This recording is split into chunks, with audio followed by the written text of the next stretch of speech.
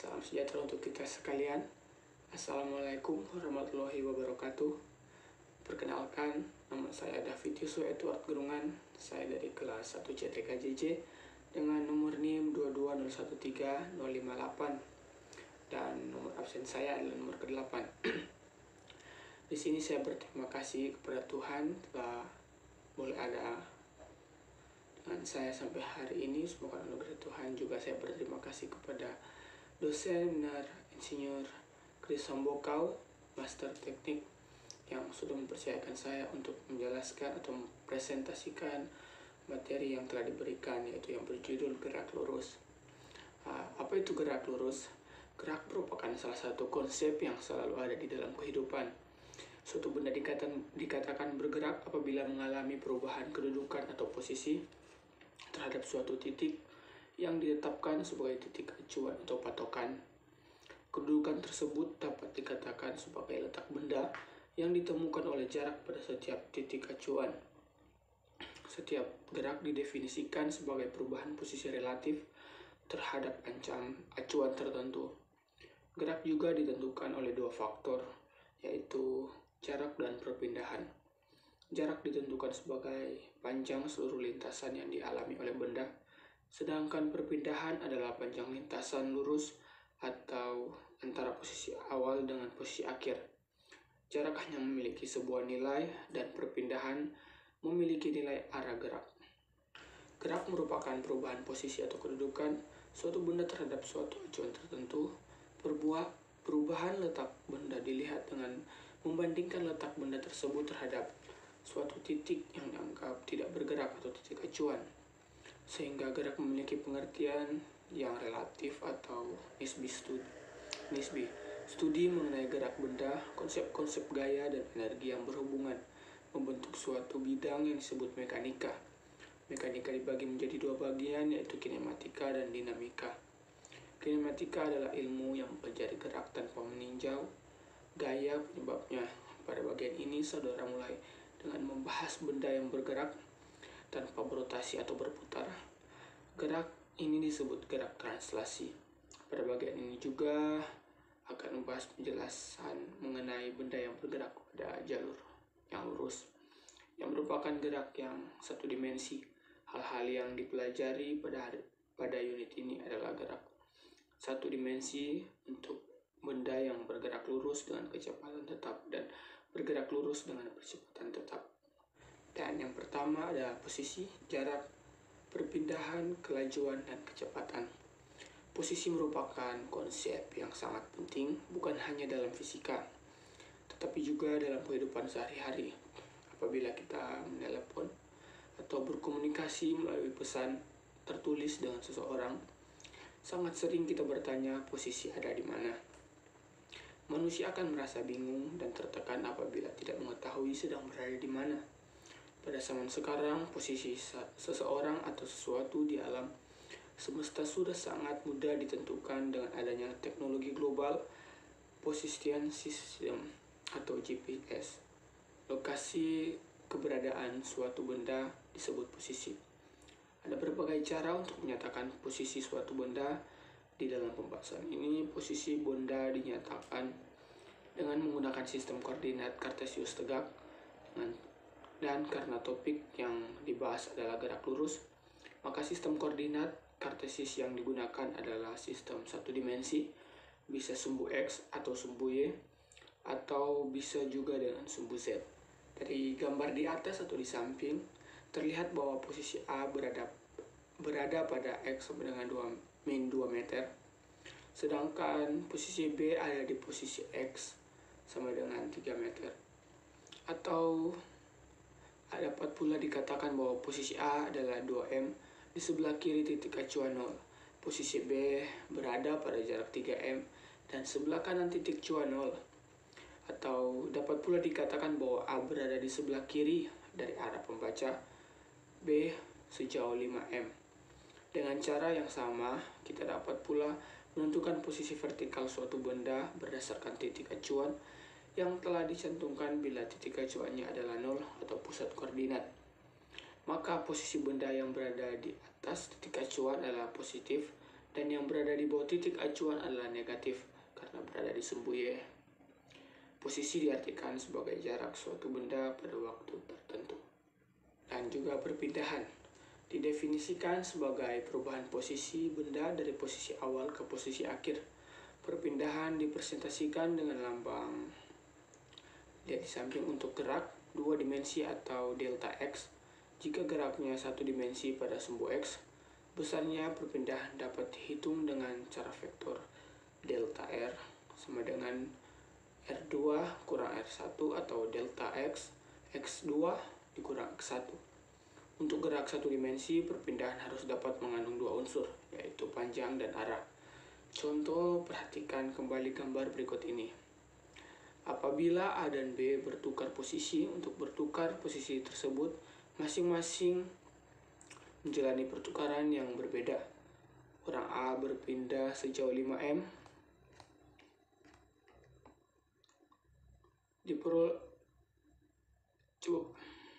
Apabila A dan B bertukar posisi, untuk bertukar posisi tersebut, masing-masing menjalani perpindahan yang berbeda.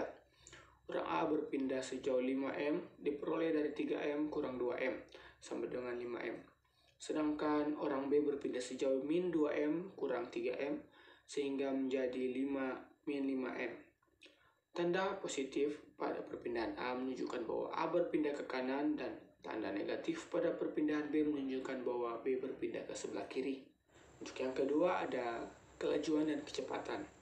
Pada bagian awal pembahasan tentang gerak lurus, telah dibahas konsep-konsep dasar posisi, jarak, dan perpindahan.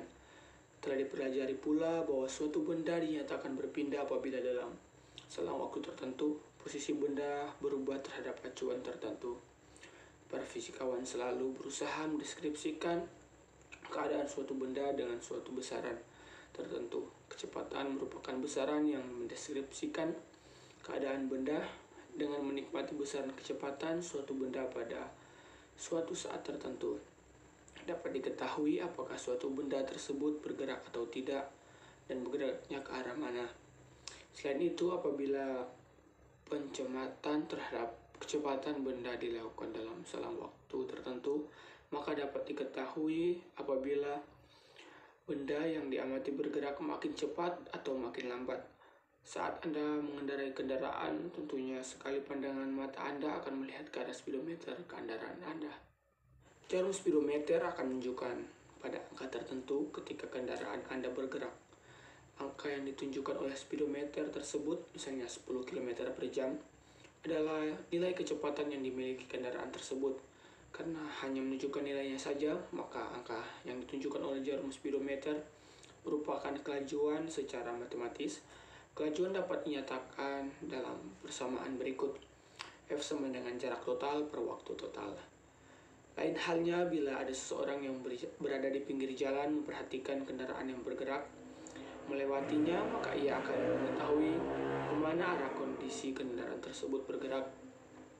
Apabila kendaraan tersebut memegang alat pendeteksi kecepatan, maka selain nilai kecepatan dapat diperoleh, ia pun akan mengetahui kemana arah gerak kendaraan Anda. Dan yang ketiga ada gerak lurus beraturan. Suatu benda dikatakan mengalami gerak lurus beraturan jika lintasan yang ditempuh oleh benda itu merupakan garis lurus dan kecepatannya selalu tetap setiap saat. Sebuah benda yang bergerak lurus menempuh jarak yang sama untuk selang waktu yang sama. Persamaan matematis untuk gerak lurus beraturan dinyatakan sebagai F sama dengan perpindahan per waktu atau delta X per delta I meter per second.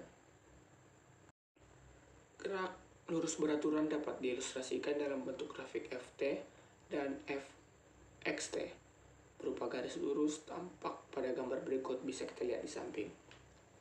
Grafik yang diperoleh dari F terhadap T merupakan suatu garis yang horizontal yang menunjukkan bahwa nilai kecepatan tetap untuk tiap sekonnya. Grafik yang diperoleh dari jarak tersebut terhadap waktu merupakan garis lurus diagonal. Ini berarti bahwa untuk benda yang sudah bergerak memiliki kecepatan tetap sebesar F, maka jaraknya akan bertambah seiring dengan perubahan waktu. Dan yang keempat ada gerak lurus beraturan. Dan yang keempat adalah gerak lurus berubah beraturan. Gerak lurus yang memiliki kecepatan berubah secara beraturan disebut gerak lurus berubah beraturan atau GLBB. Benda yang bergerak berubah beraturan dapat dipercepat atau diperlambat. Perubahan kecepatan yang dialami benda sifatnya konstan pada setiap selang waktu, atau dengan kata lain, percepatannya konstan. Lebih rinci mengenai hubungan antar variabel, grafik, dan contoh GLBB lainnya dijelaskan sebagai berikut. Kecepatan tetap yang dimiliki benda mengakibatkan kecepatan benda meningkat seperti hasil yang diperoleh dari percobaan menggunakan ticker time berikut. Bisa kita lihat gambar di samping.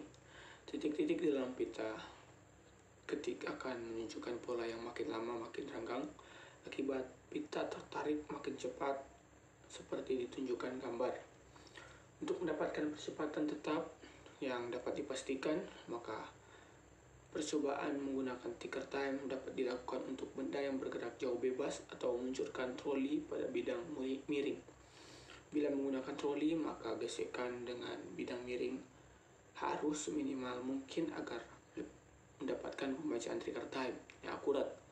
Apabila diterapkan ke dalam keadaan umum di mana kecepatan mula-mula adalah 20, kecepatan benda tersebut bergerak selama 1 second berubah menjadi, maka penempatan rata-rata benda tersebut dapat ditulis sebagai berikut, di mana A sama dengan Ft kurang F0 per T, sehingga diperoleh persamaan Ft sama dengan F0 kali F0. Kecepatan rata-rata untuk benda yang bergerak lurus berubah beraturan dapat dituliskan sebagai berikut. F sama dengan Ft ditambah F0 per 2. Pada gerak lurus beraturan berlaku persamaan X sama dengan X0 tambah Ft. Nah, X adalah jarak yang ditempuh benda atau M. Fo adalah kecepatan awal benda atau meter per second. Ft adalah kecepatan akhir benda juga meter per second. T waktu yang ditempuh benda adalah second. Dan A percepatan benda atau ms kuadrat. Jika percepatan benda positif, maka benda akan bergerak makin cepat atau speed up. Jika bernilai negatif karena arah percepatannya berlawanan dengan arah gerak, maka benda tersebut akan makin lambat atau slow down. Konsekuensi ini menyebabkan pola garis pada grafik Ft lurus miring, lihat di gambar, karena Ft artinya kecepatan sebanding dengan waktu, sedangkan pada grafik Xt akan ditemukan pola garis yang pola balik ke atas. Kita bisa lihat di gambar karena X12 artinya jarak sebanding dengan kuadrat waktu yang dialami benda. Ini ada di gambar. Dan rangkuman yang saya buat dari gerak lurus adalah, gerak adalah perubahan posisi suatu objek yang diambil, yakni dari suatu titik acuan. Titik acuan adalah sebagai titik awal objek ataupun titik tempat pengamat berada. Gerak lurus adalah gerak suatu objek yang berupa garis lurus. Saat bergerak, objek akan mengalami perubahan jarak dan mengalami perubahan posisi, sehingga dapat diambil suatu definisi bahwa jarak adalah panjang seluruh lintasan yang ditempuh oleh suatu objek. Sedangkan perpindahan adalah panjang lintasan lurus yang diukur dari posisi awal ke posisi akhir objek. Perpindahan memiliki besar dan arah. Untuk objek yang bergerak akan dikenal istilah kelajuan dan kecepatan. Kelajuan merupakan besaran yang dipengaruhi jarak yang ditempuh oleh tiap selang waktu. Sedangkan kecepatan dipengaruhi oleh perpindahan objek untuk tiap selang waktunya. Gerak lurus beraturan atau GLB merupakan gerak lurus yang mempunyai kecepatan yang tetap disebabkan tidak adanya percepatan yang bekerja pada objek. Jadi nilai percepatannya adalah 0 atau A sama dengan 0. Gerak lurus berubah beraturan GLBB merupakan karakteristik berikut. Yang pertama adalah lintasannya berupa garis lurus. Yang kedua, pada kecepatan benda berubah beraturan. Ketiga, benda mengalami percepatan tetap atau A sama dengan konstan. Sekiranya itu saja yang bisa saya jelaskan dalam materi gerak lurus. Dan saya mendapatkan semua materi ini atau sumber yang saya dapatkan dari Trandastasius Sarkin, M.Ed, .PhD. Dan sekian untuk materi yang bisa saya jelaskan pada saat ini. Saya mengucapkan terima kasih dan selamat malam.